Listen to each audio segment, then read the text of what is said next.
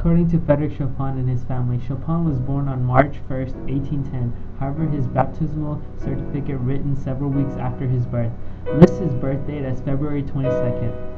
Chopin was born in Zolowa, central Poland, near Szozwiec, in the region of Mosła, which was part of the Dutch Warsaw.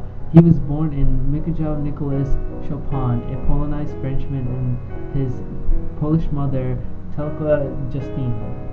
The musical talent of young Chopin became apparent early on and can be compared with his childhood genius of Mozart. At the age of 7, he was already the author of two Polonies in G minor and B flat major. The first began published in engraving workshop of Father Gesbach. The prodigy was featured in the Warsaw newspaper, and little Chopin became the attraction at receptions given in the artistic saloons of the capital. He also began giving public charity concerts. His first professional piano lesson given to him by violinist Wojciech Zuni lasted from 1816 to 1822. When the teacher was no longer available to give him more help, the pupil whose skill surpassed his own. The further development of Chopin's talent was supervised by William Wolff. This renowned pianist and professor at Warsaw Conservatory gave Chopin valuable, although irregular, lessons in playing organ music, and possibly piano. From 1823 to 1826, Chopin attended the Warsaw Lyceum, where his father was a professor. In the autumn of 1826, Chopin began studying music theory, figured bass, and composition with the composer Joseph Elsner at the Warsaw Conservatory. In 1831, he left Poland for Vienna before settling in Paris, where he spent much of his life. Chopin first visited Vienna in early 1829, where he gave a piano performance and received his first favorable reviews. The following year, he returned to Warsaw and performed the premiere of his piano concerto in F minor at the National Theatre on March 17. By 1831, Chopin had left Poland for good and settled in Paris.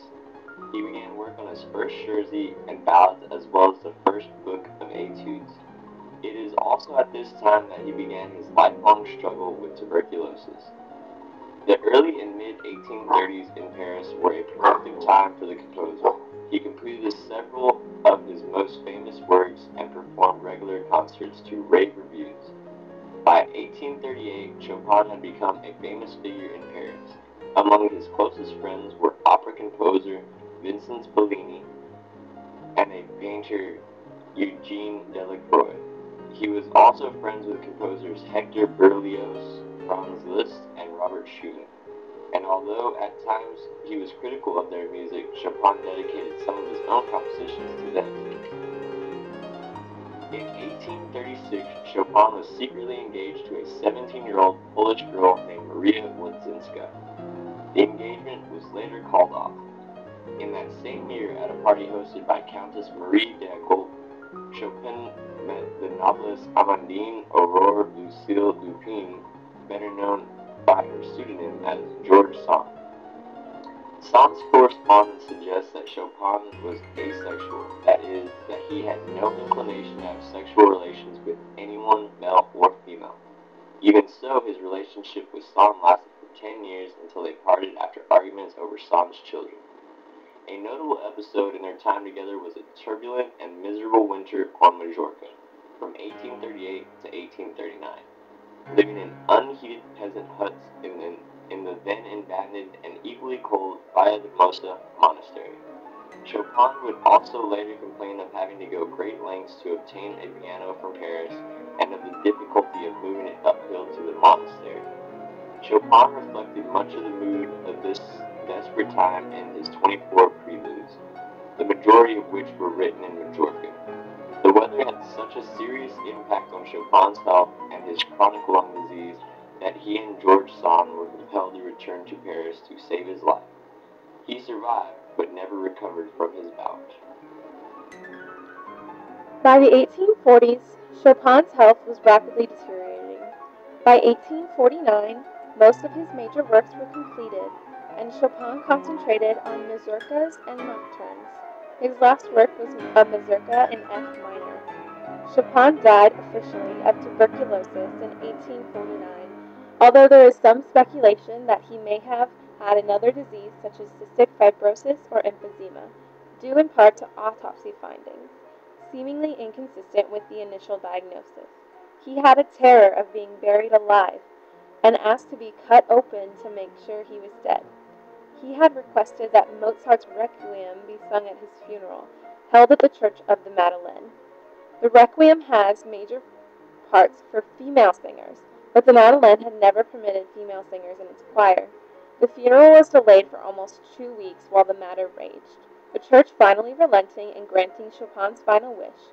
Although Chopin is buried in the Père Lachaise Cemetery in Paris, his heart is entombed in a pillar in the Church of the Holy Cross in Warsaw. Chopin's style and gifts became increasingly influential. Schumann was a huge admirer of Chopin's music, although the feeling was not mutual, and he took melodies from Chopin and even named a piece of his Carnival suite after Chopin. Franz Liszt, another great admirer of the composer, transcribed several Chopin songs for unaccompanied piano. Liszt later dedicated a movement of his harmonies poétiques et religieuses to Chopin, titling it Funérailles, and laconically dedicating it to October 1849. The midsection recalls powerfully the famous octave trio section of Chopin's Opus 53 Polonaise. Chopin has strong opinions of how his music should be performed, and many common performance practices of Chopin today are at odds with his aesthetic.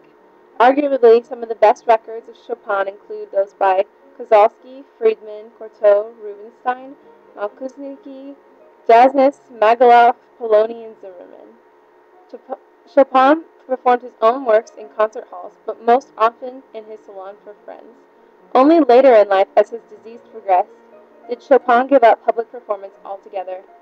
Several of Chopin's piano works carry with them their own technique.